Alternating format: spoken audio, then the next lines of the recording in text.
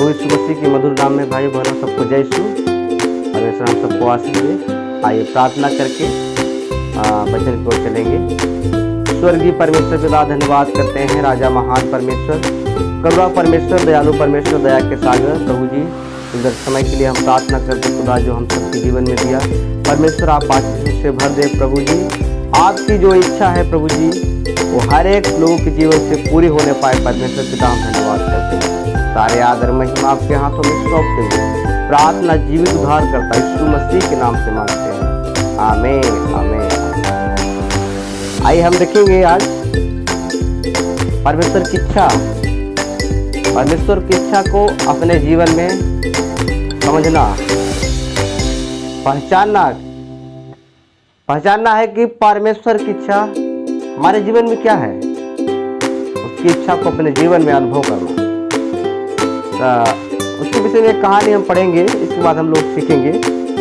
मरकुस रचित सुसमाचार उसका 10 अध्याय उसका 17 पद से कुछ पदों को पढ़ेंगे। यहाँ पे इस प्रकार लिखा है, जब वह वहां से निकलकर मार्ग में जा रहा था तो एक मनुष्य उसके पास दौड़ता हुआ आया और उसके आगे घुटने टेक उससे पूछा, हे उत्तम गुरु, अनंत जीवन का अधिकारी होने के लिए मैं क्या करूं? यीशु ने उससे कहा, तू मुझे उत्तम क्यों कहता है? कोई उत्तम नहीं, केवल एक अर्थात परमेश्वर। तू आज्ञाओं को तो जानता है, हत्या न करना, व्यभिचार न करना, चोरी न करना, झूठी गवाही न देना, छल न करना, अपने पिता और अपने माता का आदर करना।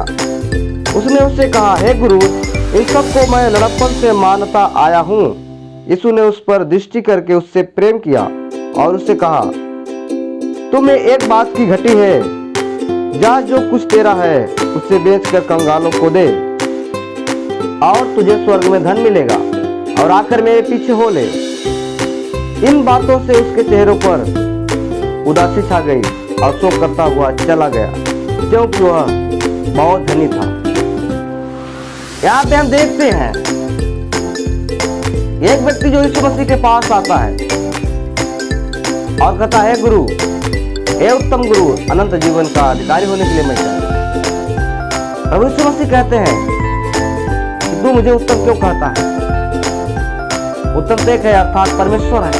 तू आज्ञाओं को जानता है, चोरी नहीं करना, झूठ नहीं बोलना, हत्या नहीं करना। तो यहाँ पे हम देखते हैं कि उसने कहा, मैं सब बचपना से मानते हुए आया हूं। पर यीशु मसीह ने उस पर दृष्टि किया और उसको देखा, उससे प्रेम किया। कहा, आप में एक बात की घटी है, आपके पास जो है जा करके बेच करके कंगालों को बांट दे। कंगालों को मदद करने के लिए जब प्रभु यीशु मसीह ने उस व्यक्ति से कहा, उसके चेहरे पर उदासी छा गई और शोक करता हुआ लौट गया, क्योंकि वह बहुत धनी था। परमेश्वर की इच्छा को हमें समझना है कि परमेश्वर हमारे जीवन में क्या कहता है करने के लिए। यहाँ पे देखते हैं कि परमेश्वर की इच्छा थी कि आपके पास जो है आप दूसरों को मदद करें, जो जिनके पास नहीं है उसकी सहायता करें, पर वो उदास होकर के चला गया। ऐसे भी उसकी जीवन की उससे परमेश्वर ने प्रेम किया, उसकी मन को जांचा कि इसका मन कहां पे लगा है। उसका मन धन पर था, यानी कि जो स्थान परमेश्वर को देना चाहिए वो स्थान धन पर लगाया हुआ था, और इसलिए उसके चेहरे पर उदासी थी। प्रभु का वचन कहता है कि जो पैसे से प्रीति रखता है वो कभी तृप्त नहीं होगा। इसलिए हम आज क्या कर रहे हैं, परमेश्वर की इच्छा को अपने जीवन में समझना। ये व्यक्ति कहता है कि हम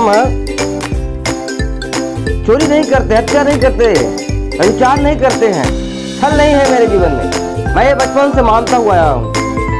वैसे भी अब आप प्रभु की उपस्थिति में चल रहे हैं, प्रभु पर विश्वास करते हैं, आपके जीवन में प्रभु की वचनें होगी। आप चोरी नहीं करते हैं, हत्या नहीं कर रहे हैं, झगड़ा नहीं करते हैं, आप झूठी गवाही नहीं देते हैं, आपके अंदर छल नहीं है। पर परमेश्वर कहता है आपके पास क्या है उससे दूसरे की सहायता करें। इसके जीवन में यही थी। ऐसा नहीं है कि हमें धन नहीं चाहिए, ये बहुत धनी था, उदास होकर गया। हमें धन चाहिए, संपत्ति चाहिए, सब कुछ चाहिए, पर उसके पीछे भागना नहीं है। जो परमेश्वर का स्थान है वो परमेश्वर को देना चाहिए। तो इस वचन के अनुसार परमेश्वर ने सबको आशीष दे, हमारे पास जो है उसमें संतोष और उसमें भी दूसरे की भलाई। प्रभु का वचन कहता है जिसके पास 2 वस्त्र है, एक उसको दे जिसके पास नहीं है।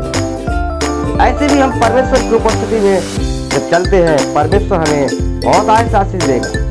तो हमें परमेश्वर की इच्छा का यही पहचानना है कि परमेश्वर हमें जो करने के लिए कहता है वो करने के लिए हमें अगर तैयार है, हम आप उस काम को करने के लिए तैयार हैं, वही है परमेश्वर की इच्छा। परमेश्वर की इच्छा था कि हम सहायता करें, दूसरों का भी मदद करें। अगर उसके अनुसार हम करते हैं तो वह है परमेश्वर की इच्छा आपके जीवन में पूरा हो रही है। अपने जीवन को परमेश्वर के हाथों में सौंपना और परमेश्वर की इच्छा के अनुसार जीवन को जीना, परमेश्वर बहुत आशीष देगा। प्रभु का वचन कहता है कि जहाँ तेरा धन वहाँ तेरा मन। हमारा मन कहाँ लगा? हमें परमेश्वर पर लगाना बहुत जरूरी है। एक कहानी बता के हम जल्दी से समाप्त करेंगे, आप उसको ध्यान से सुनेंगे। एक गांव में एक व्यापारी रहता था, उसके पास बहुत धन दौलत सोना चांदी था, पर रात को जब सोता था उसको नींद नहीं आती, नींद नहीं। एक दिन अपने नौकर को बुला करके सारे संपत्ति को नौकर के हाथ में सौंप कर और दुनिया से चल गया, दुनिया से चले गया, मर गया। और उस नौकर के हाथ में सब सौंप दिया। नौकर एक दिन रात को जब सोने गया, उसको भी नींद नहीं आ रही है, क्योंकि इतनी धन दौलत देखकर उसे नींद नहीं आ रही। तब उसने रात को एक दिन लेटा हुआ था, उसके घर के अंदर चोर घुसे और सब सोना चांदी एक चादर में बांधने लगा।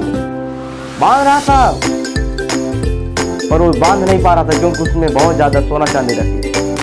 तब वो नौकर ने जागा, देखा अरे तो चोरी कर रहा, क्योंकि नींद नहीं आ रही थी। उसने कहा कि भैया क्या कर रहे हो, नहीं बांध पा रहे हो, चादर हमसे ले लो। वो चोर ने वहां से भाग निकला। कहा रुको रुको, आप जितना चाहिए आप ले जाइए, क्योंकि इतना धन होने से मैं नींद नहीं आ रहा। ऐसे परमेश्वर की इच्छा को हमें समझना। जब हम अपना मन उस धन पर लगा देते हैं, दुनिया की वस्तुओं पर लगा देते हैं, परमेश्वर की इच्छा नहीं। हमारा स्थान जो हृदय है परमेश्वर के देना बहुत जरूरी है।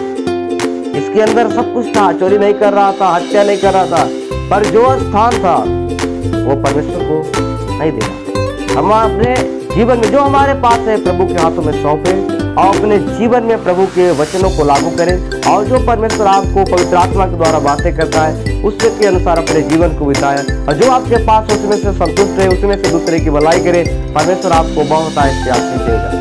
सबको जय।